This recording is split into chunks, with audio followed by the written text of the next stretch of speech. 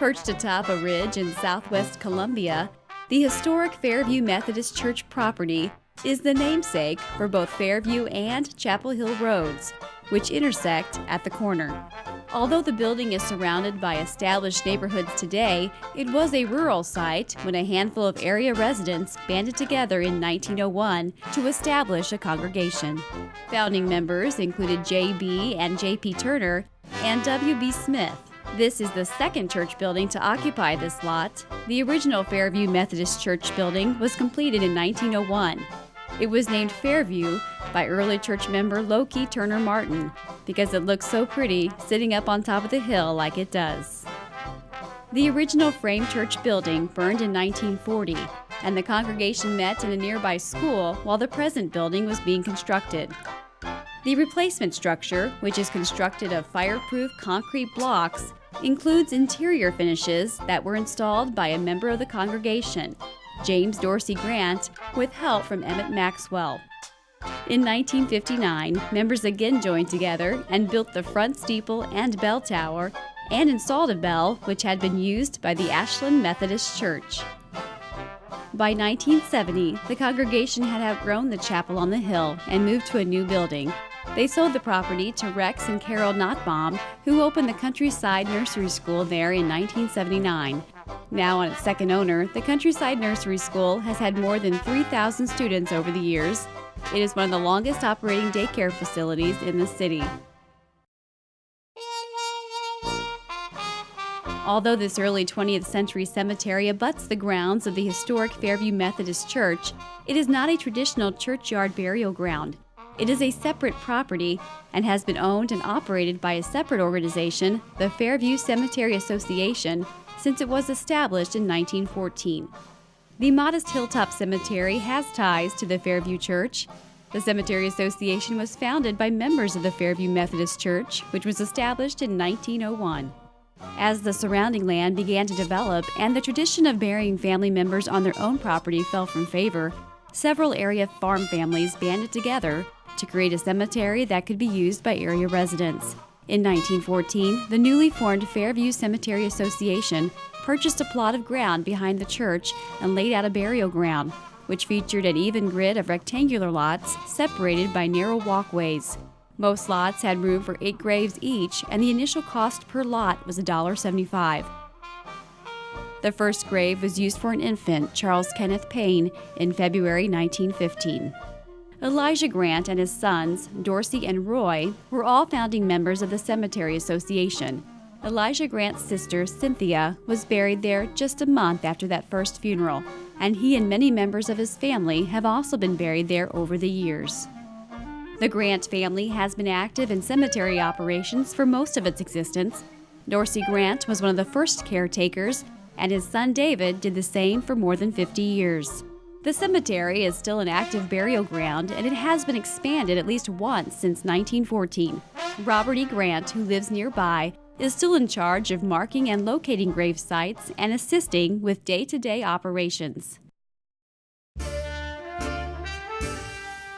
Constructed in 1934 to replace one of the oldest elementary school buildings in Columbia, the Robert E. Lee Elementary School was one of several New Deal construction projects that took place in Columbia during the Great Depression. It was designed by the prominent St. Louis architectural firm of Bonsack and Pierce. The original Lee School, built circa 1904, was filled to capacity within a few years, prompting a large addition in the early 1920s. In the 1930s, the school board was able to take advantage of a federal public works program. The new Lee School was one of at least 15 New Deal construction projects that were completed in Columbia during the Great Depression. The architects used Elizabethan styling for the new school. The Elizabethan style takes its inspiration from English forms of late Gothic and early Renaissance architecture. Common motifs of the style include somewhat irregular massing, shaped parapets and roof edges, and a mixture of materials and/or textures on the walls. This picturesque rock house in the East Campus neighborhood was built for local historian Francis Pike, who bought the stones used for the exterior walls from southern Missouri. Built in the Tudor Revival style in 1939, the house offers a relatively rare local example of a native stone construction method that is often referred to as Ozark Rock or Giraffe Rock. Francis Pike, born in 1910, was one of Columbia's most prominent historians in the last half of the 20th century. His 2010 obituary noted that he was considered to be the Boone County historian. An employee of the Columbia Daily Tribune for 75 years, he authored several books as well as a popular history column titled Mid-Missouri Memoirs. Architecturally, the house offers an interesting combination of refined Tudor Revival styling and vernacular masonry.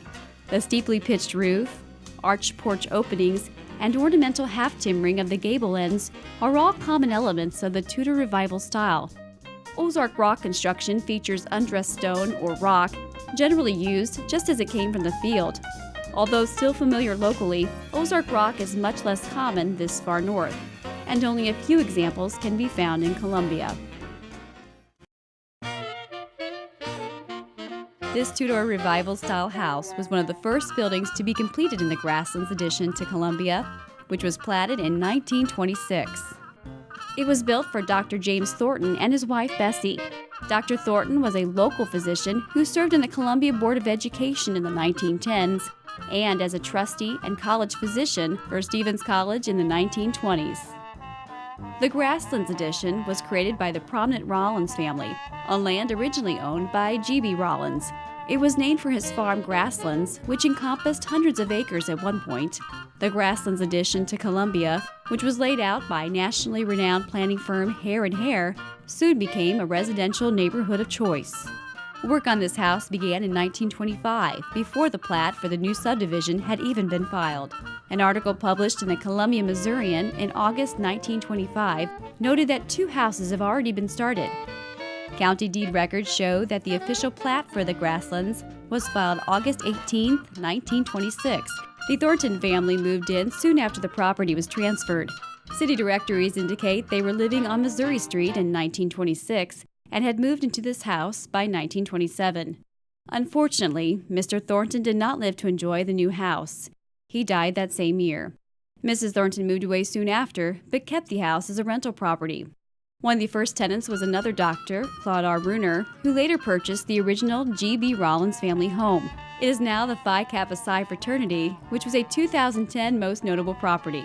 In the late 1940s, the Thornton House was purchased by Dean Parks, owner of Parks Department Store, a prominent downtown business for several decades in the mid-1900s.